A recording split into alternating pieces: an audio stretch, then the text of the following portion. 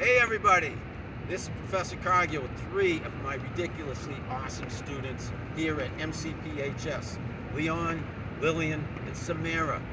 And yes, we're going to have a brief discussion about marketing. I'm a professor of marketing, adjunct professor here at MCPHS, and the classroom is located here on the Simmons University campus. We are excited to be outside on such a nice fall day and have part of our class here and talk to you about marketing. I'm actually going to talk to my students about marketing. You're going to listen in. A few questions I have for my students, and we planned this a little bit in advance.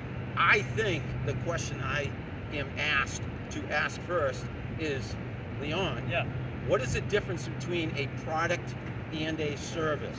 So the difference is, first, really, it's more you're paying for the use of it, more of it's an access standpoint from the product to service. That's really the big differential between the two, is that you really pay for the use and it's more for this access to service. Yeah, and a service is intangible.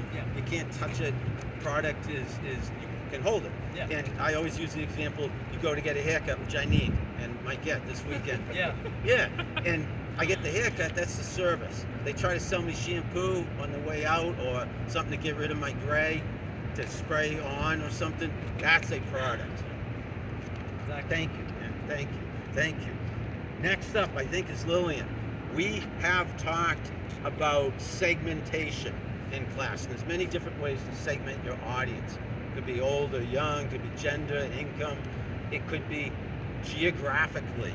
And geographic segmentation is something Lillian agreed that she would answer in front of the cameras. And by the way, there's several students behind the cameras for any of you watching. This isn't the entire class. But Lillian, another rock star student in my class, is going to tell us what geographic segmentation is.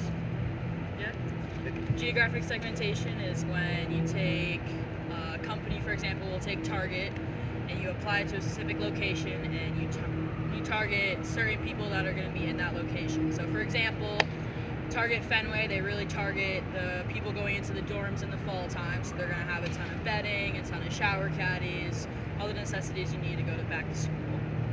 That is a great answer, Lillian. Awesome answer. Thank you. And I always joke that I live out in the suburbs, Sudbury, and I go to Framingham and Natick a lot to do my shopping. The stores are sprawling. They're horizontal. You come into the city, Target is vertical, or Kohl's, or whatever department store we're talking about that does the target segmentation. They're vertical, and as Lillian just explained, they have a slightly different mix because they're, by segment, targeting the audience, and what does that audience buy, more likely to buy. And I think you mentioned student population maybe buys different things than us families out in the suburbs, that kind of thing. Thank you, Lillian. You rock. Thank you.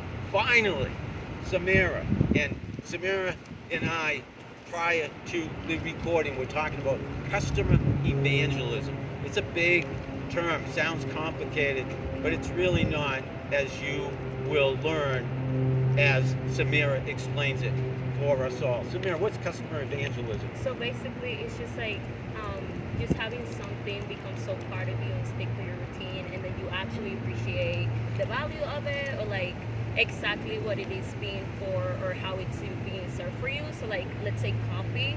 I go to Starbucks all the time. I love Starbucks coffee. So it literally becomes like a part of my routine, and then how I also share with others how good the coffee is, and then I'm just like on a daily basis bragging about this product or this service that I'm receiving. You hit it out of the park. You hit a grand slam with that answer.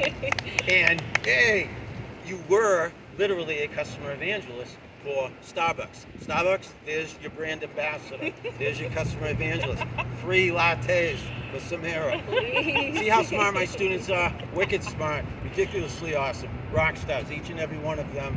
Leon, Lillian, and Samara. Thank you for putting up with me, Professor Cargill, and listening to my wicked smart, ridiculously awesome rock star students. That's it. I like all